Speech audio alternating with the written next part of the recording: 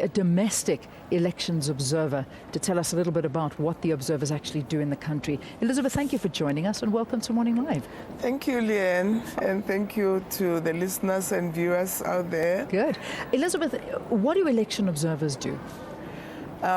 Election observers are actually people that help to really say our elections or the elections were authentic and everything went according to the rules of the election.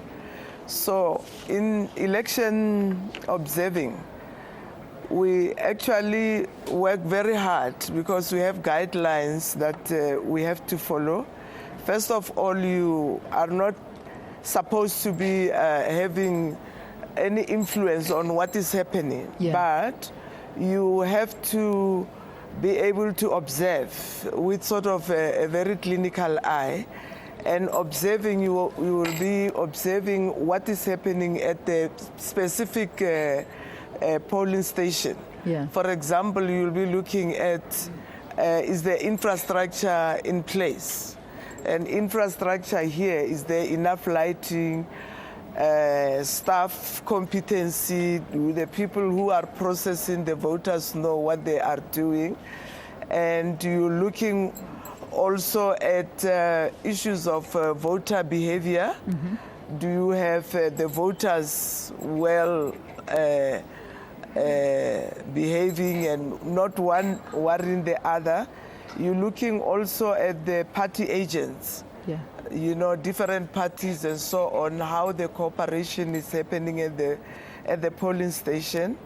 You basically taking notes, and you will be taking those notes and passing them to the relevant structure. If there are corrective measures, then immediate corrective measures are brought into play. But this isn't something that starts tomorrow. It's not that the election observers suddenly go to the polling stations and have a look at everything's okay. Obviously, this is something that you've been looking at and working on for quite some time before the voting day. Yeah, it's very interesting because I started being involved in observing way back in the first elections, and there is a vast difference because the first elections really we were taking like making a commitment to seeing to it that things happen properly. But for now, it's the issue of the whole process has been going on. First of all, starting with voter education. You know, from the IEC itself, there has been a lot of voter education around the country in different formats, and glad to say that the IEC involved a lot of other stakeholders, you know. And also, we have in South Africa a lot of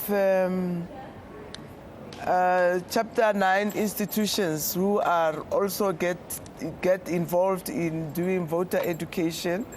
You have also the normal NGO community, like faith-based organizations who get involved in voter education, who get involved in issues of democracy, not necessarily based on party politics, but just educating people about democratic discourse.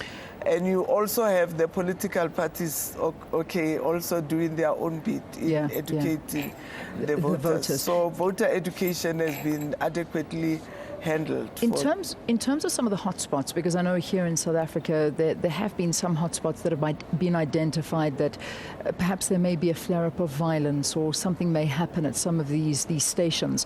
What do the observers do? Do you find that those are the particular areas that you would rather go to, or how do you choose where you go and observe on voting day? Well, on voting day, you are actually designated to a specific area, but your responsibility doesn't end there. It won't be useful to stand there where there is no incidents. Where there are hotspots, you will go. And of course, part of the whole thing is that you will be communicating and interfacing with the international observers.